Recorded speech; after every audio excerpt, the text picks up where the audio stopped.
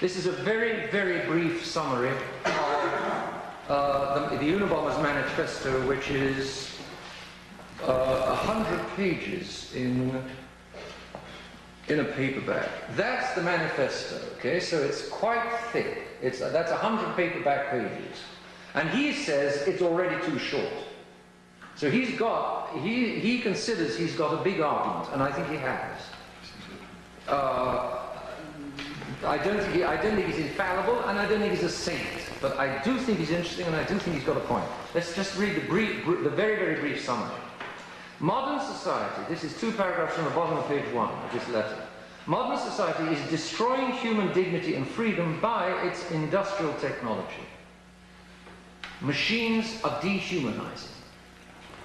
A symptom of this destruction is the modern left-winger or leftist, a type of man recurring in numerous protest movements today, often himself belonging to no minority group. In other words, he's not a black, he's not even a woman, he's not a lesbian, he's not a Jew or anything like that. He's a wasp, but nevertheless, in the name of a variety of such groups, he attacks Western civilization with a hostility, betraying his lack of real compassion for the supposed victims. In other words, your leftist pretends to be sympathizing with Jews and blacks or homosexuals or whatever, and is not really. These things are all an instrument to get at Western civilization. Why does he want to get at Western civilization? The Unabomber doesn't know. You and I know. Because Western civilization betrayed God a long way back up here. And what the Unabomber in paragraph 1 is in fact observing, he doesn't understand, because he's not the fifth. He doesn't understand what's going on, but what he's in fact observing is the globe turning against people. In other words, baby seals hug a tree in the ozone layer, being used, actually it's still the blacks and the Jews being used, or the handicapped, or all of these, the minority groups are being used as a lever to destroy what still remains of Christian civilization.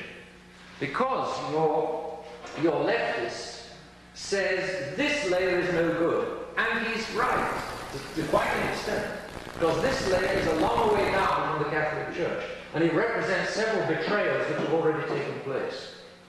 So your leftist is attacking, well, what is he attacking in the name of? He can't attack in the name of the king, because that's tyranny. He can't attack in the name of the aristocracy, because that's elitism. He can't attack in the name of the middle class, because that's capitalism. So he's got to attack in the name of trees, baby seals, and those, and your blacks and Jews.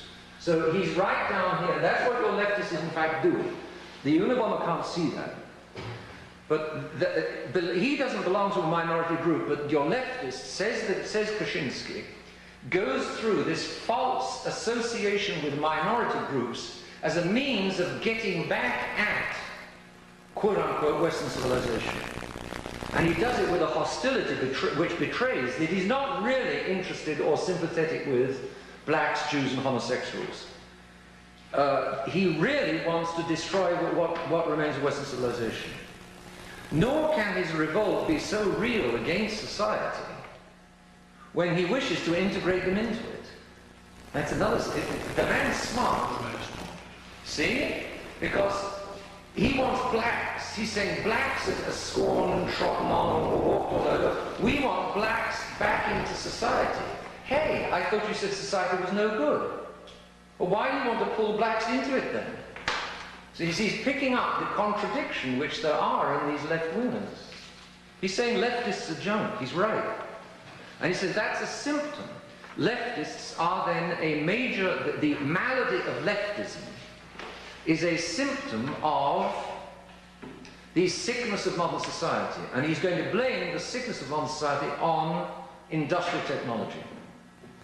In truth, point 2, the industrial technological system, IT, or IT for short, makes it so easy for men to satisfy their basic needs of food, clothing, and shelter that man's equally natural need to attain some goal by serious effort on his own part remains widely frustrated. He's right again. In the old days, you didn't have kids wandering all over the streets and getting frustrated and drive-by shooting and visiting rotten cinemas and getting, well, You didn't have that in the old days. Because the boys had to work on the land, because if they didn't work on the land, then their mother would starve in February or March. The hard grind and discipline of farm work meant the boys just didn't get mixed up, and the girls didn't get mixed up either. The girls had no washing machines, so they had to stay home and make the farmhouse turn, wash all the men's clothes when the men were out working all day in the fields. Therefore, there was an interaction and a necessity and a harsh grind of life which stopped them getting all out of shape. There's a very amusing thing said about Jewish immigrants. They used to land in Brooklyn, and then, of course, they moved inland to sort of the posh parts of New Jersey. And the Jew is quoted in New Jersey as saying, you know, when we landed from the old world in Brooklyn, we were far too miserable to think of committing suicide. That's it. But now that we're rich and idle and leisured in New Jersey, and we've got beautiful homes, we all think of committing suicide. As long as we were miserable, we were quite happy. Now that we're completely happy, we're all miserable. That's it. That's it. And that's what the Unabomber is saying. He's saying that a man doesn't only need food and clothing and so on. He also needs to do something with purpose in his life, to feel that he's got a contribution to make, to feel that what he's doing counts. And that what he's doing counts tends to be destroyed by the huge combine harvesters, which with a jaw as wide as this room, go through one field in a few hours and feed the whole village for the whole winter. There's a trade-off for these magnificent machines. And it's all very well having a magnificent combine harvester which will feed the village for the whole winter in a few hours, but the trade-off is that the boys are going to be, you're going to create welfare bums. If you didn't have huge harvesters, you couldn't have welfare bums, because the welfare bums would all be out picking cotton. They'd have to be, because they have to make a living and put food on the table. So the trade-off of these huge machines is a leisure which a lot of people don't know how to use, and actually the destruction of a lot of people's sense of their own value. Because I don't have to work for my living. I do green stamps and welfare, it's all done for me. Well, it's not only they mustn't work, but they cannot work for a living because they're not jobs. There's a book out recently. He says the same thing. Also, family, or any such small-scale loyalty natural to man, and he means then the local village. Man, the Unabomber realizes that man naturally lives in little communities. He lives in a family, then the family lives on a block, and the block is part of a village or is part of a street, and the Unabomber realizes that men need that. But he says, any such small-scale loyalty is necessarily disrupted by the large-scale commitment required for industrial technology to function. It's very smart. Let's stop and think for a moment. Here I've got a factory mass producing, I think this is his example, mass producing, let's say, shoes. And because I produce so many of them, I produce them very cheaply. But if I produce in Cleveland, Ohio, a massive amount of shoes, I've got to get them out to all parts of the country. In other words, there's got to be distribution. For the shoes to be produced so cheaply, the lorry driver, the truck drivers have got to get them out. The truck drivers mustn't go on strike. The truck drivers have got to be in sync with the factory. And then the retailers have got to be in sync with the truck drivers, in sync with the factory. The huge scale production requires the smooth running of a huge machine. Therefore, he says, that's what he means by the large scale commitment. Industrial technology requires a large-scale commitment in order to work. He says one refrigerator requires steel, it requires freon, a factory producing freon or something like it. It requires somebody to move it across the country. It requires a whole lot of things that you don't think of when the refrigerator is just standing there. But behind one refrigerator stands a whole system, a whole wide-scale and big system, all of which is necessary for one refrigerator to operate. Added to which, of course, you need a whole local electric power station. Yeah, industrial technology destroys family values. Because you have to put loyalty to the big system over loyalty to my little village. Otherwise, the big system is just not going to work. And therefore, the big system is at war with the little systems. And if you put all your faith and money into the big systems, it's going to necessarily destroy the little systems. So, when people say, we want the family, we want family values, we want the family, we want family values, and then in the next breath say, but we want mass-produced goods which are all very cheap so that we have a nice, soft, comfortable way of life, the Unabomber says such people are contradicting themselves without realizing it. They are wanting a whole lot of things which undermine what on the other side they also think they want. And so the whole system of American life, for instance, tends to the destruction of the family. So that when poor Americans stand up and say, I want to defend my family, I believe in family values, I want to defend my family, nearly always the same Americans, 2 or 3 or 5 or 10 or 50 minutes later, will be speaking up for technology or speaking up for industry or speaking up for something which undermines the very family that they've just said that they wanted to defend. So there is always a trade-off. And the trade-off of industrial technology is expensive. Exactly the same thing's happening in Europe. In Europe, decent Englishmen are saying, we want England. Decent Germans, patriotic Germans, are saying, we want the sovereignty of Germany. Decent Frenchmen are saying, we want old-fashioned Catholic France. But a quarter of an hour later, that same Englishman, the same German, and the same Frenchman are all saying, but we also want the nice life which is provided by European-scale production. But the moment you speak up for European-scale production, so that the shoes come from Spain, the tomatoes come from Italy, the razors come from Holland, the beef comes from England, whatever it is, the moment you want wide-scale production, with all the bananas coming from Ireland, whatever it may be, you've necessarily got to put Europe first. And so these dear Europeans who... The dear Europeans who on the one hand want to defend their own country, on the other hand want the soft, inexpensive and easy life, they're contradicting themselves without realizing it. If you want a nice sovereign country, you've got to pay the price, which is less manufactured, soft, inexpensive goods. If you want these soft, inexpensive, easily available, mass-produced goods, you've got to say sooner or later, bye-bye to national sovereignty. Take your pick. You pays your money, you takes your choice, but you can't have it both ways. The Unabomber sees it, and he's a smart man. And he says, you can't have both industrial technology, nationwide industrial technology, and the family. You can't have it both ways. You're going to have to take your pick. Therefore, it destroys family values. Similarly, the host of rules and regulations imposed by the functioning of industrial technology stifle man's acting on his own part to attain real goals, which is what the Unabomber says is his real freedom. And therefore, according to the Unabomber, not only is industrial technology against the family, industrial technology is also against liberty.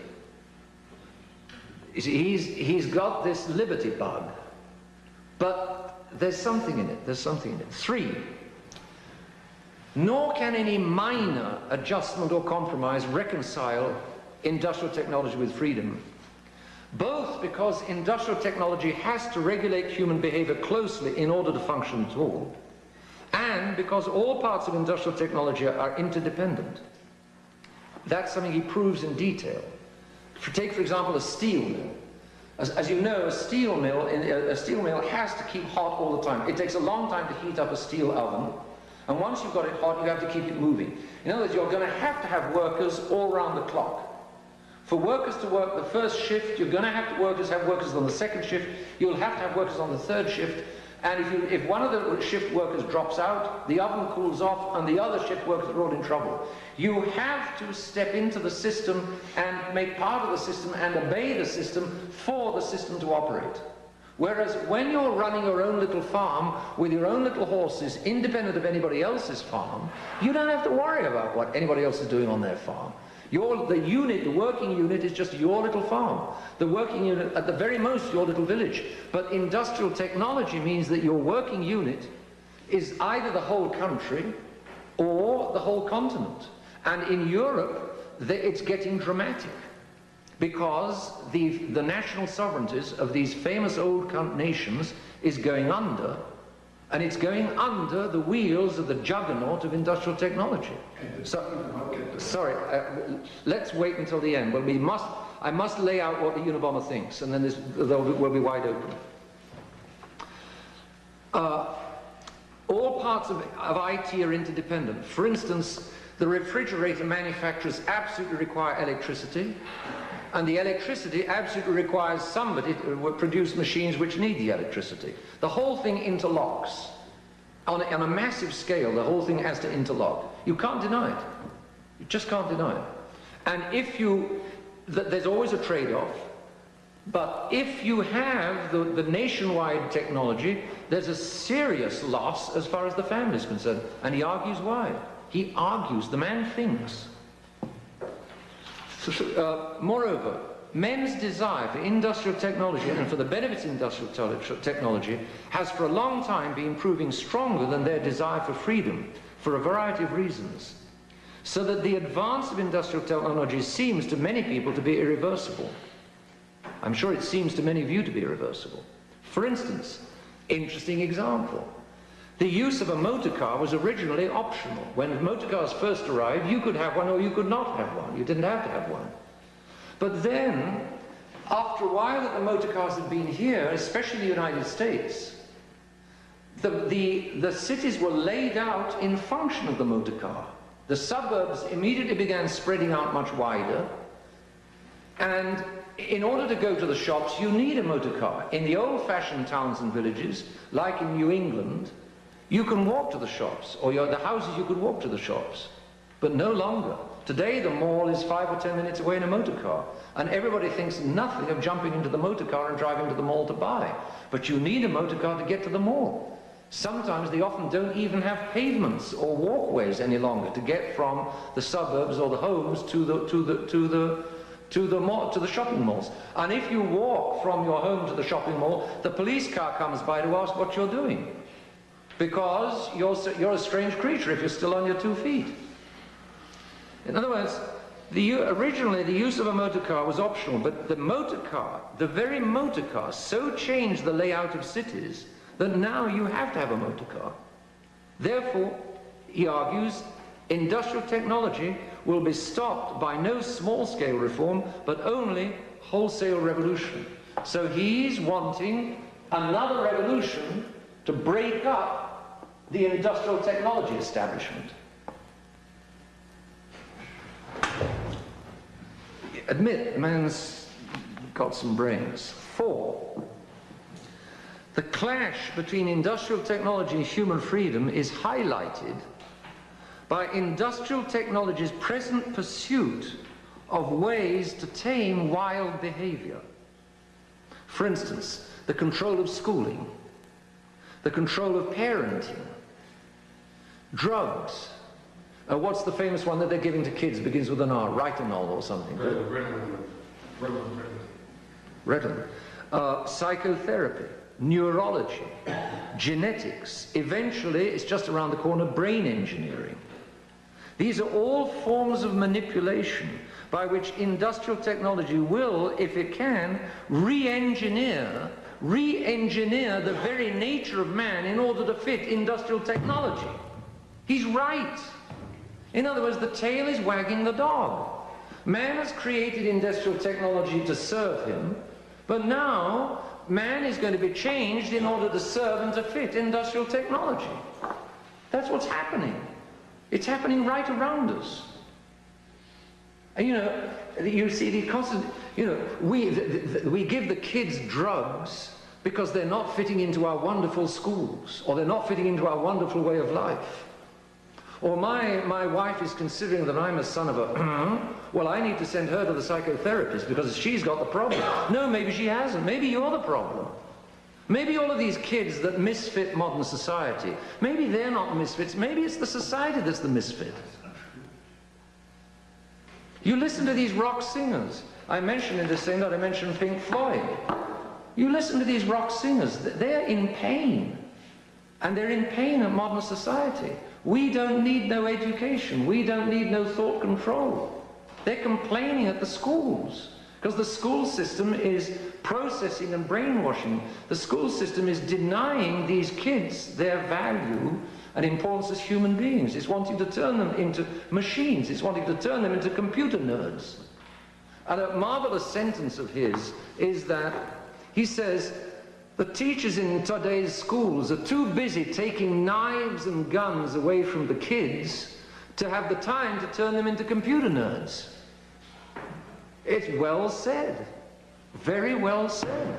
Because the kids don't want to be turned into computer nerds. What do the kids want? They don't know. They don't know what they want. All they know is that they don't want modern society. I'm not saying the kids are saints or angels. But I'm saying that modern society has got a lot of things deeply wrong. And the Unabomber, even without the faith, is intelligent enough to be on the tail of these things that modern society's got wrong. What's happening is, this is where we're connecting with the encyclicals. The Catholic Church understands human nature as God made it. But the Masons are wanting to change human nature. They're wanting to bend, they're wanting to substitute God's nature with a new nature of their own. But the new nature, the new world, the new technological world, the new machine world that they're producing to change human nature doesn't fit human nature. And so the poor kids are squealing and yelling because they know it doesn't fit. Then the kids reach the age of 20 and they flip.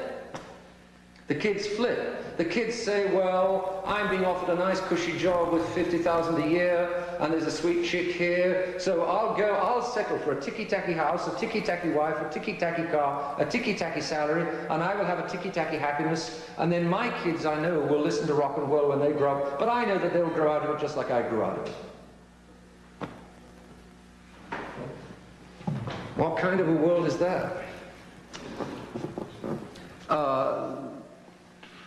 So, all of these things are forms of manipulation by which industrial technology will, if it can, re-engineer the very nature of man in order to fit industrial technology. The tail is going to wag, the tail is already wagging the dog. We've got a deep human problem.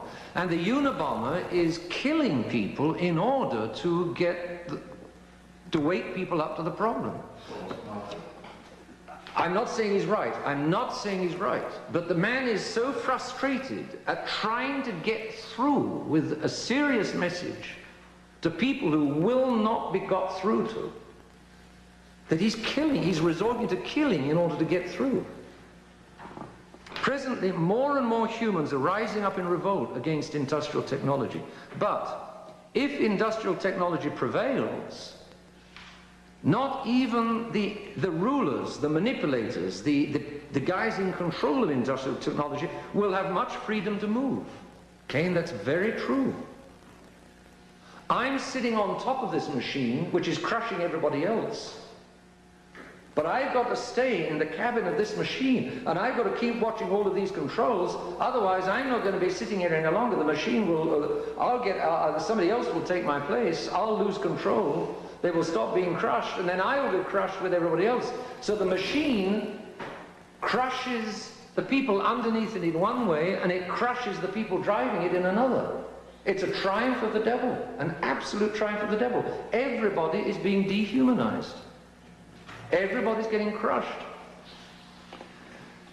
If IT wins, then not even the drivers of the IT will have much freedom to move. Whereas, if IT is smashed, that's the Unabomber's dream, there may be chaos, but at least humanity will have another chance. And the chaos may cause less suffering than the continuance of our industrial technology will cause. Poof. Man. And he argues every point of the way. 5. Because if IT survives, if industrial technology survives, then the future looks grim. Because he's got various alternatives. If IT is not broken up and smashed, if we don't take sledgehammers to the whole industrial technology way of life, if IT continues, there are various alternatives.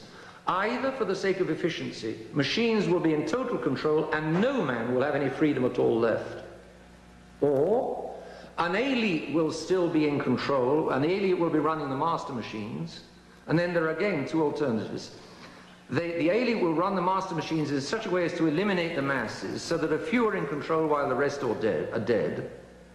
Or they will run the machines so as to tame the masses, domesticate the masses, so that the few are chained to the machine. They've got to stay in the driving seat and keep pushing on the buttons, while the rest have no freedom or meaning in their lives.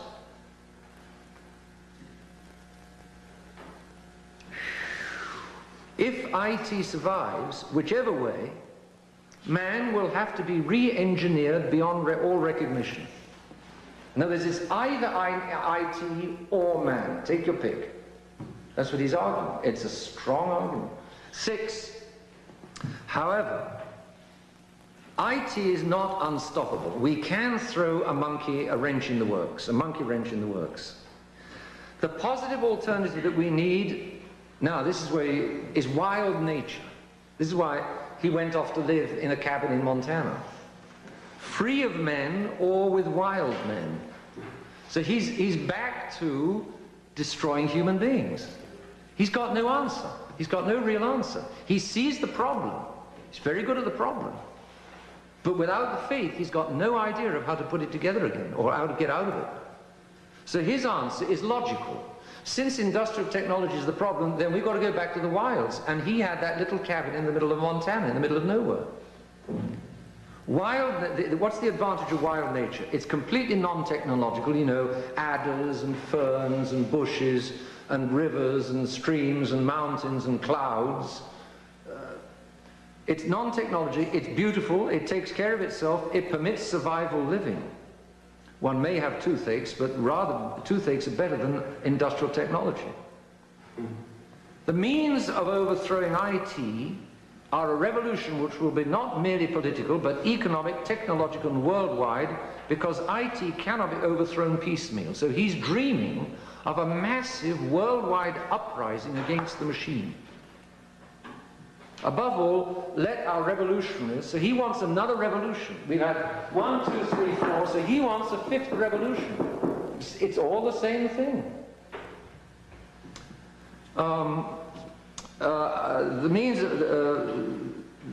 Because IT cannot be overthrown piecemeal. Above all, let our revolutionists have the one clear goal: IT must go, IT must go, IT must go.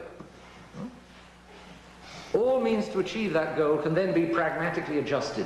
And he talks like Lenin, you know, he talks like a communist. And he says, we need a revolution, and the revolutionaries need to fix on the goal and then adapt all the means. That's exactly what Lenin used to say. 7, finally. Let our revolutionists not mix with leftists who are as anti-individualist as IT is. And so the leftists will only oppose IT in order then to use it against everybody else. He knows leftists inside out. So he hates industrial technology, and then he hates leftists, and he wants to go back to wild nature. It's just another non-solution, in fact. But he's right, as so often, all the way down. He's right about the defects of the previous establishment. Henry VIII was wrong, because Henry VIII was attacking the Catholic Church. But all of the others are more or less right in what they're attacking. Also, leftists habitually collaborate in revolutions with non-leftists only to double-cross them later. Leftism is totalitarian by nature. In fact, it is a substitute religion, the need to believe in which will make even decent followers condone the most indecent crimes from their leaders. And so he started with the delinquency of leftism, and he finishes with the delinquency of leftism. So he knows that leftism is no answer. He's protesting against leftism. He's protesting against the socialists of FDR, the welfare socialists of FDR, and their welfare state, their industrial technological welfare state. And he's another stage down. Poor fellow, if only he could, you know, get back to the faith. Well, all right, now, what would anybody... That's a very brief summary of what the Unabomber says.